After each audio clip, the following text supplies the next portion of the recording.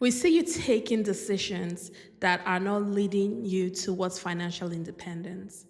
This is what my brother said to me 2 days before my 37th birthday. Hustle culture has made us believe that if you don't succeed before the age of 30, you may not succeed anymore. You are a failure. My name is Chioma Ogugwo, a 37-year-old failure based on societal standards. With full vulnerability and audacity, I've decided to show up authentically to the village square or the town square of YouTube and air my dirty laundry. And hopefully you learn from it or you're entertained by it. You know, I'm 37, I'm still figuring life out, addicted to watching 23-year-olds prancing around the world in private jets or first class and, enjoying their life, living their best lives. And sometimes I feel like a failure. Or am I a failure or am I walking in purpose? I don't know. Perhaps my current situation is a signal from my higher self or my innate intelligence or God that I'm on the wrong path.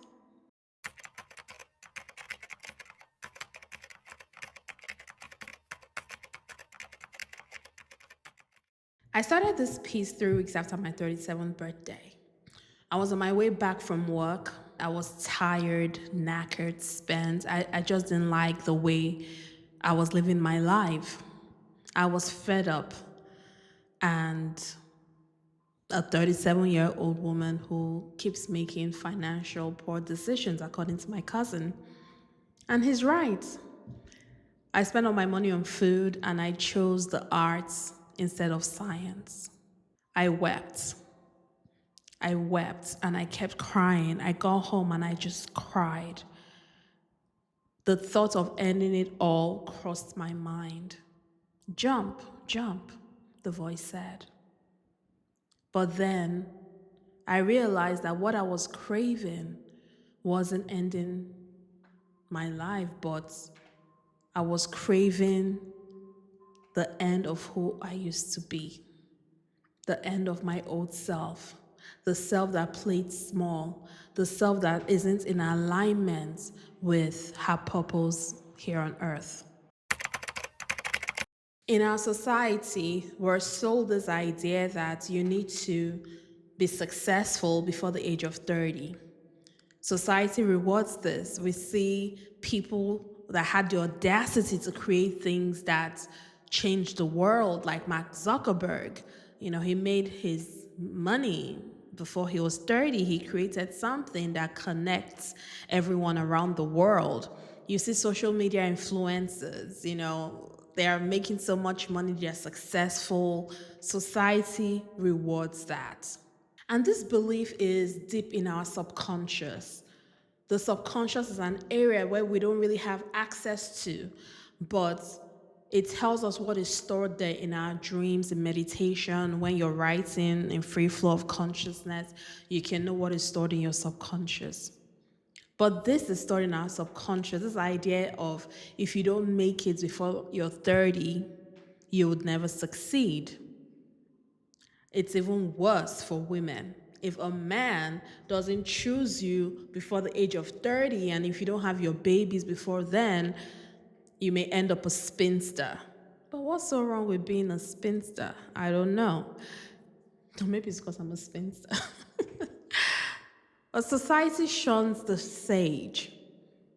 Society shuns the crone, the old woman whose wrinkles, whose lines on her face shows and speaks of the wisdom she has gained. There's a quote wildly attributed to Albert Einstein, and it says, "A person who has not made his great contribution to science before the age of 30 would never do so." I believed it too.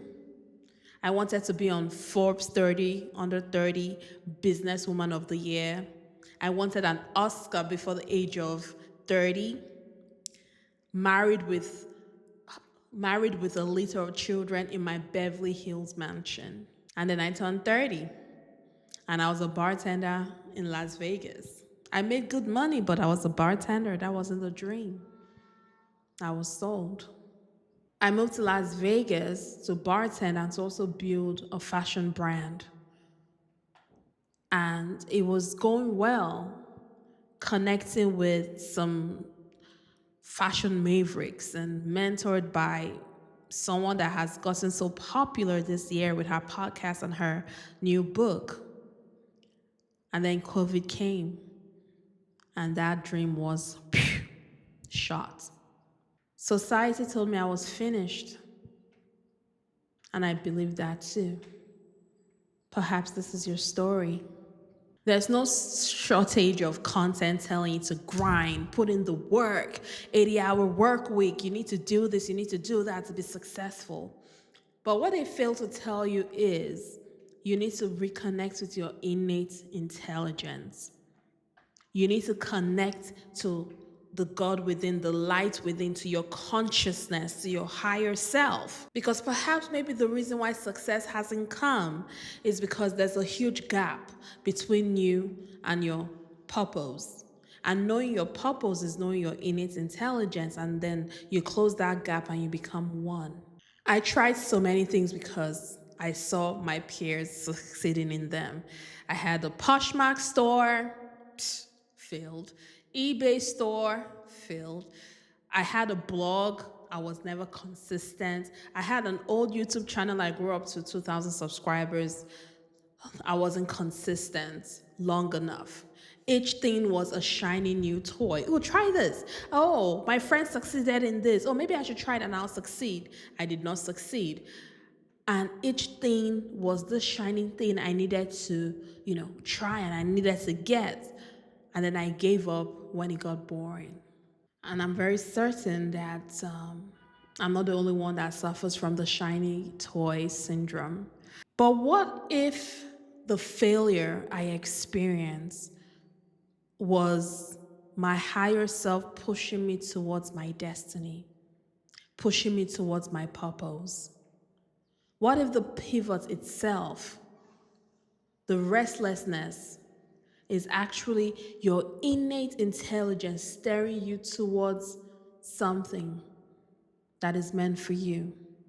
There are stories of successful people that started something they failed at, but they kept going until they hit something that sticks, and then they become successful. What if each shiny new toy is just moving us to our permanent toy that we would enjoy building and creating? So if the timeline that we've been sold to, making it before the age of 30 and all that, with the whole tech boom and influencer space, if that timeline is false, what is the truth? In my culture, I'm Igbo from eastern Nigeria. We have a proverb that states, "Ụwa mgbede ka mma." It means being a late bloomer is actually the best.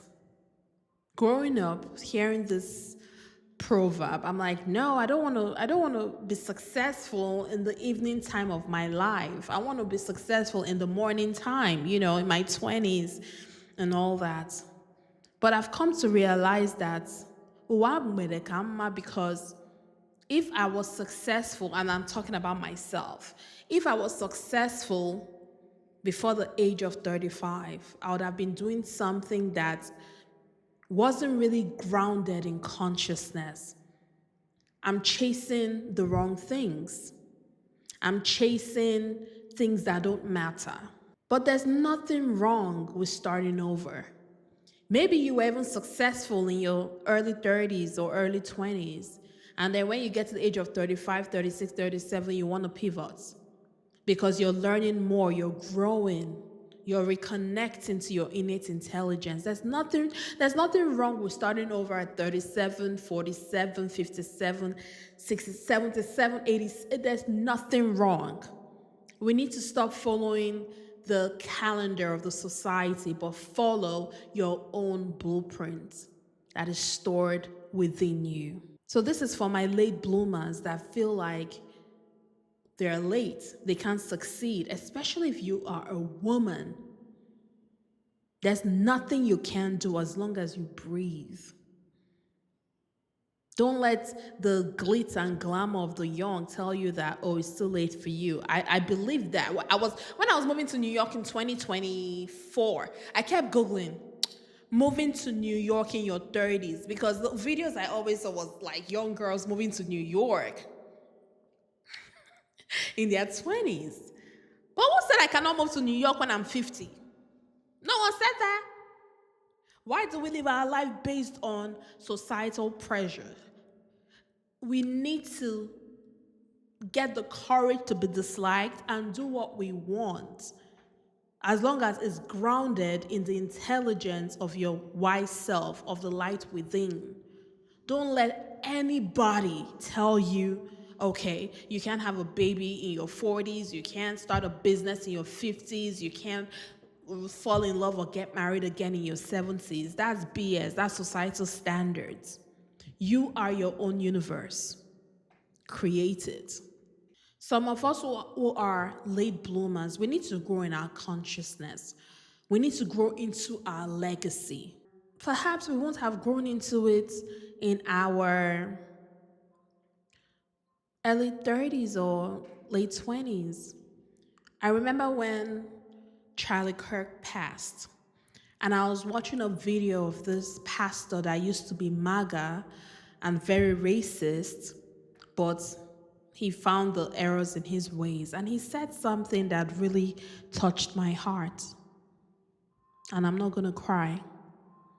He said that he feels so sad that Charlie Kirk didn't live a long life to discover the error in his ways, because he was successful in his 20s and early 30s before he grew.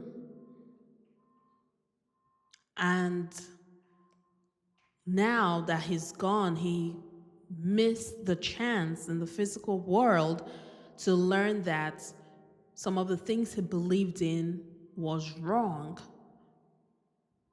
And that hit me hard. I was like, wow, that is so interesting to see it that way.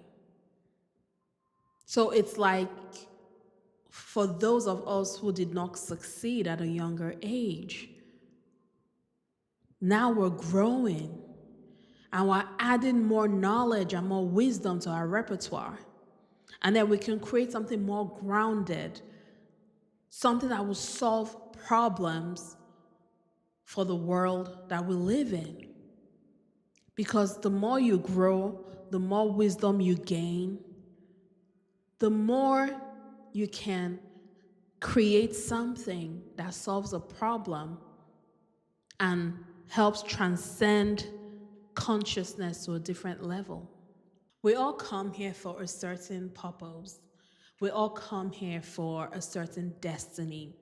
The skeptics will say, no, there's nothing like destiny. There's nothing like purpose. Astrology is a scam. Divination is a scam. But I don't understand why you call something a scam when you haven't had the audacity to play with it or to experiment with it. It's actually intellectually dumb to say that something doesn't work if you have not experimented with it for a long time. But that's a conversation for another day. Nature is our greatest teacher. In my culture, we have a proverb: if a blacksmith doesn't know how to fashion an ogene, which is twin gongs, they should go into nature and look at the tail of a kite. What this means is nature is our greatest teacher. And if you don't understand something, spend time in nature. I'm going to explain destiny and purpose using nature. We have two birds, an eagle and a pigeon. The eagle's destiny is to fly high in the sky, to be the king of the sky, and fly close to the sun. The pigeon's destiny is to fly mid-air, mid-range. There's nothing wrong with that. That is the consciousness it was born with.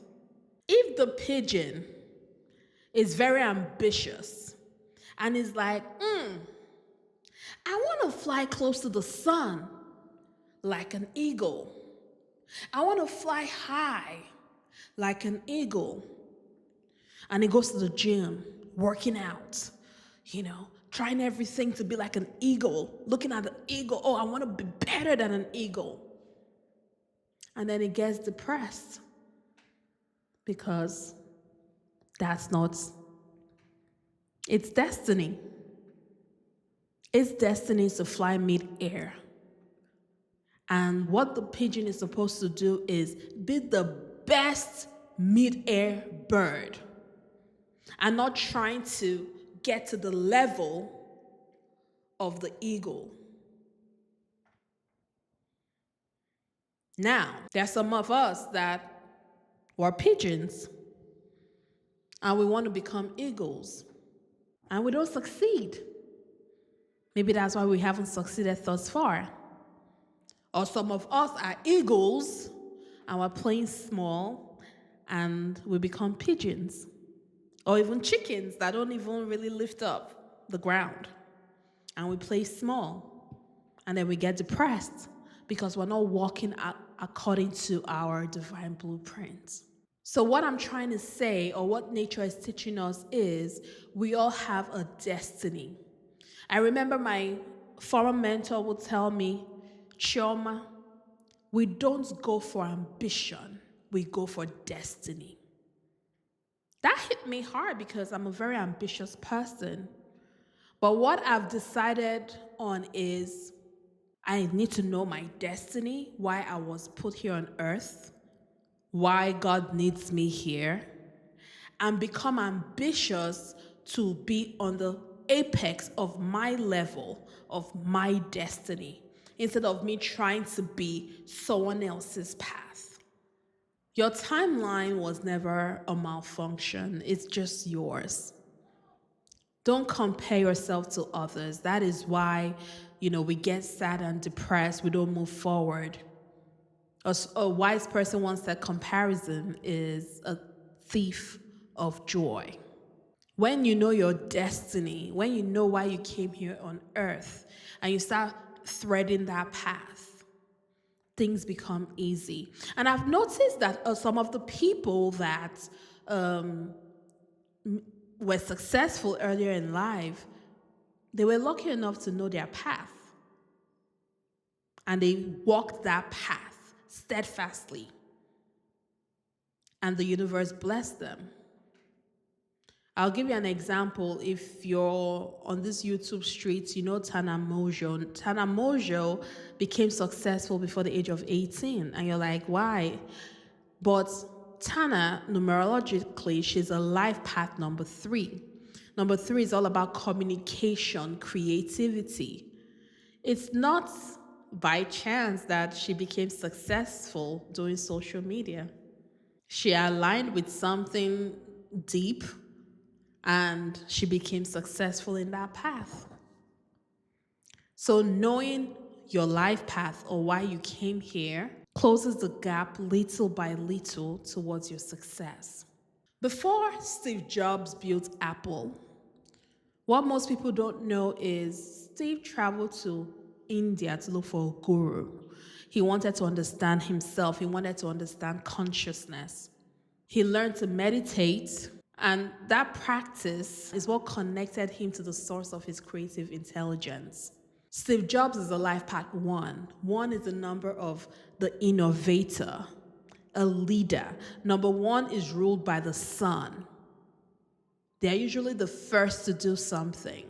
It's not a coincidence that he built 2 companies, Pixar and Apple, that would challenge the status quo. That was his destiny. But before he could merge with that part of him, before he could merge with his purpose, he needed to first merge with the light within, with his consciousness, with the God within. Because the kingdom of God is within you. So the real question is, why haven't I built mine? But What is mine to build? What did I come here to build? Because we are all here to help the universe evolve. The universe needs you to succeed. Stop praying and begging the universe. That is something that I learned this week. The universe needs us to succeed. And when you know the path you came here to do and you walk towards it, the universe conspires to bring that to life because the universe needs you so that we can evolve and grow and then move back to Ogaka. Ogaka is the age of oneness, the age of divine oneness. The first place to start, again, to restart your life, is to reconnect with your chi, your higher self, the God within, the universe within, cosmic consciousness, whatever you want to call it, Allah, whatever you want to call it. But don't see it as something far away from you. It's also within you. It powers you. But it's being blocked by the sabotaging stories that our nervous system has been protecting us with. Or been afro, I don't know. To connect with this innate intelligence, meditate. Meditation is an art that can take you from 0 to 100. In meditation, you have a dialogue with that innate intelligence. You sit in silence, focus on something. It could be a mantra, it could be your breath, it could be numbers. Focus on something. Set an intention. Maybe you have a question and it will get answered. You can also start building the life of your dreams in meditation. Because when you're in deep meditation, you transcend your body, you transcend your trauma, you transcend your negative emotions, and you become one with God. Meditation is my medicine of choice. Meditation saved my life. So the more you meditate, the more that you see yourself moving towards your destiny, towards your path. You start getting ideas towards your path. In meditation, you build what you want. You imagine and you add feeling to that. What would it feel like to build that company, to build that social media empire, to fall in love? Do that in meditation. You plant the seeds. You listen to your higher self, your chi, and then your chi also listens to you by you planting those seeds and visualizing. That means if I agree to something, or if you agree to something, the universe agrees to it and brings it to fruition, whether good or bad. So if you're planting negative thoughts, don't be surprised if your life is full of negativity. If you're planting positive thoughts, don't be surprised if your life is full of positivity. That's just the law of the universe. Another way to gain clarity about your destiny and about your purpose is to discover your life path number. I love numerology because numbers don't lie. I've studied astrology and all that, but astrology, there's an argument between tropical astrology and Vedic astrology, which one is correct. I lean more towards Vedic astrology because if you take your telescope and measure the planets in the sky, it follows Vedic astrology, but the collective consciousness is obsessed with tropical. So I don't really like to use astrology. I'm more of a numbers gal. Maybe it's because I like math. And numerology, from my research, has proven to me that it's real. It doesn't lie. So to find out your life, and I should say this, the life path is just one angle of numerology. There's the expression number, there's a soul urge number, there's the personality number. There's so many numbers, but starting with your life path is a good place to start. So I'm going to show you how to calculate your path, the way I calculate and the way I love to calculate. Okay? So for example, if your birthday is February 12th, 1982, what you do is you add the month, the day, and year straight across. So for example, 2 plus 1 plus 2 plus 1 plus 9 plus 8 plus 9. It gives you 32. Now, 32, you add those two numbers until you get a single digit. 3 plus 2 is 5. If you calculate and you get maybe a 29 or 38 and you add those two together and you get an 11, or you calculate and you get 22, or you calculate and you get 33. These are master numbers. You leave it as is.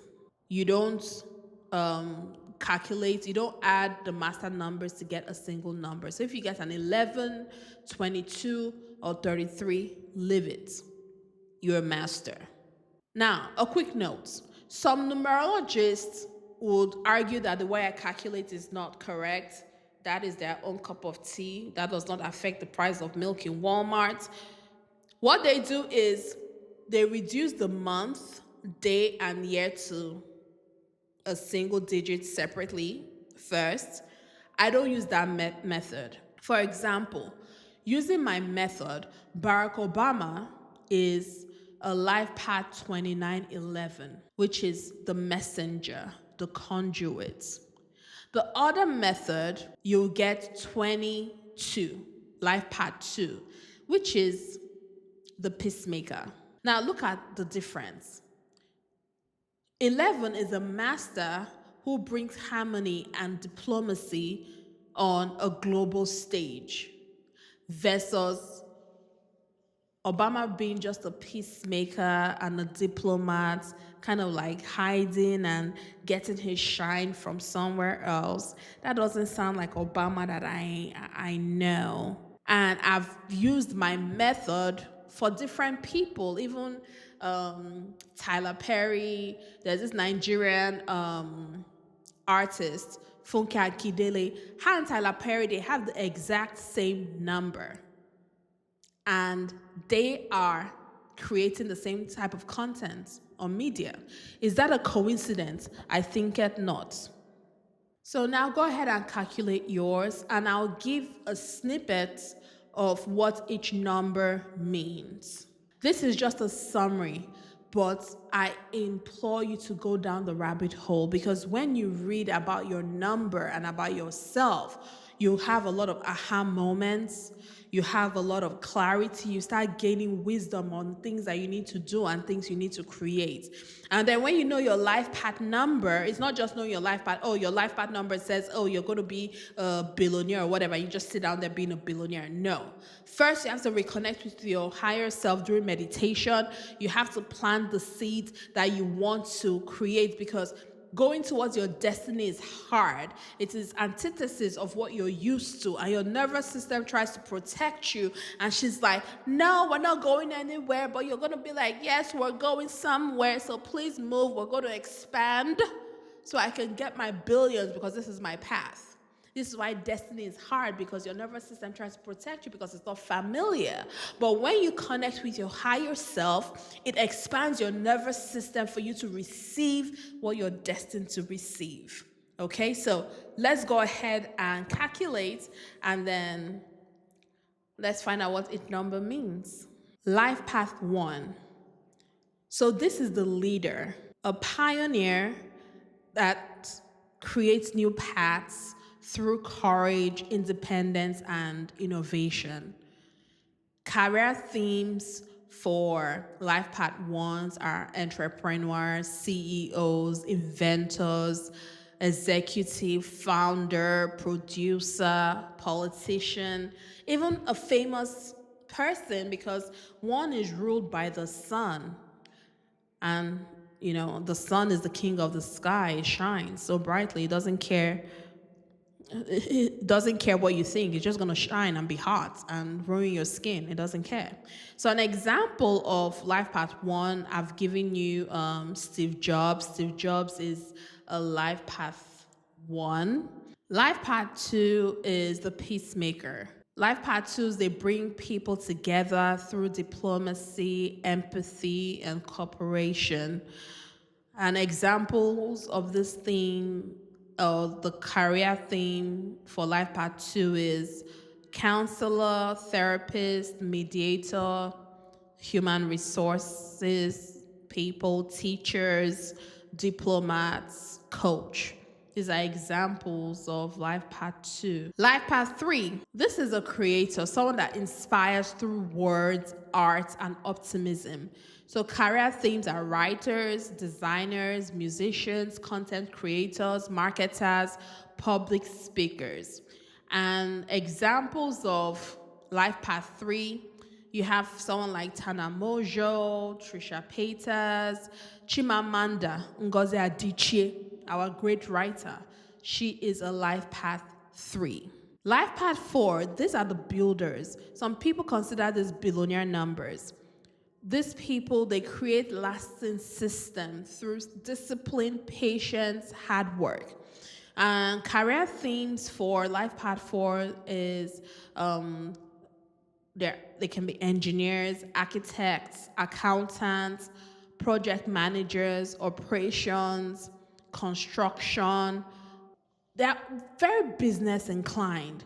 Some of them also build empires, fashion empires, communication empires. An example of a famous person with a Life Path 4 is Oprah Winfrey, Donald Trump, the guy that owns Louis Vuitton, the chairman of Louis Vuitton, LVMH. Oh my God, what's his name? I don't remember right now. If you remember his name, put it down below. And then we have Life Path 5. This is the explorer. These people, they embrace change, adventure, personal growth. They don't like doing the same thing at the same time. Okay, what they want most in life is freedom. Examples of careers of Life Path 5 are sales. They do well in sales, travel, journalism, entrepreneur, media, influencer, consultant. And the famous Life Path 5 is Miss Beyonce. And if you look at Beyonce's career, she likes to evolve. Her album for the past few years have been different. She's done country, she's done Afrobeat. There's a rumor that she might come out with a rock album. They don't like to be put in one spot. That if you're Life Path 5, you don't enjoy it at all. If you're Life Path 5, let me know down below if this is correct. Life Path 6. This is the nurturer. If you look at the number 6, it looks like a pregnant person. Okay? They have so much compassion, love, responsibility. But I should also say that the numbers have positive and negative, because some people lean towards the negative side of this number as well. And the career theme of Life Path 6, they are good teachers, nurses, healers, interior designer, social worker, life coach. An example of a Life Path 6 is Candace Owens. Even though she's not really, it's not my task to judge her. That's her life path. And you can tell that Miss is fertile. She is very fertile. People with Life Path 6, they are very fertile. Either they have a lot of babies, or they are very creative. They create a lot of business. They are full of ideas that is supposed to change the world. Life Path 7, these are our researchers. They pursue truth, through study, spirituality, and introspection. Career themes for this number are researchers, scientists, tech enthusiasts, psychologists, philosophers, spiritual teacher, analysts. I would also say attorneys as well. Make, good. Life Path 7 makes good attorneys. And an example of a life path 7 is Elon Musk. Elon Musk made his wealth in tech. And life path 7, they are obsessed with technology. One of the guys that I used to be obsessed with, that I was in love with, he is a life path 7 and he is obsessed with tech. And they're loners. If you have a friend that is a life path 7, they may not like to text you or call you all the time because they want to be in their inner world and introspecting and creating something that will change the world or maybe destroy the world, either or. Life path 8. This is the powerful manifester. They master leadership, wealth, influence through discipline. And career themes for this number is business owner, investor, executive, finance, real estate. Life path 9. This is the humanitarian that serves the world through compassion, creativity, and generosity. Career themes for this number are nonprofit leader, artist, activist, filmmaker, healer. And famous life path 9s, we have Gandhi. Gandhi is a life path 9. We have Issa Rae, who is a filmmaker and whose movies bring healing to the Black community, gives us a voice. So she's following her path. Now we go into the masters, the master numbers. So master numbers are seen as difficult numbers. They are higher octave of the regular numbers of 2, 4, 6. It takes a while for masters to go into their destiny, especially their true destiny. So masters, I've noticed, maybe if they come from good family or they have good karma, they discover their destiny early. But most masters discover their destiny later in life. So life path 11, this is the messenger. They are here to awaken others through intuition, inspiration, and spiritual insight. They are here to bring people together. And the career themes for this number are motivational speaker, spiritual teacher, visionary, entrepreneur, artist, healer, also politicians. A lot of our politicians are actually life path 11. We have our darling Barack Obama. President Bill Clinton is an 11. Al Gore, how do you say his name? Al Gore. Al Gore is a life path 11. Michelle Obama is a life path 11. Michael Jordan is a life path 11. Who else? Kobe Bryant was a life path 11. Who else? Mindy Kaling is a life path 11. Tyler Perry, life path 11. Sarah Blakely, inventor, life path 11. So life path 22, this is the master builder. They turn bold visions into tangible realities that benefit society. So career themes are architect, global entrepreneur, philanthropist, innovator, organizational leader. So 11 is the dreamer, and then 22 builds it. Examples of life path 11, or an example, we have Richard Branson, Sir Richard Branson, who I've been obsessed with since I was a child. I just love his mind and his audacity. Kim Kardashian is a life path 22. That is why now she's building her business and all that. And she's tried so many businesses in the past that failed, but now she's building something, and she's also helping incarcerated people. So now she's stepping into her destiny and into her mastering.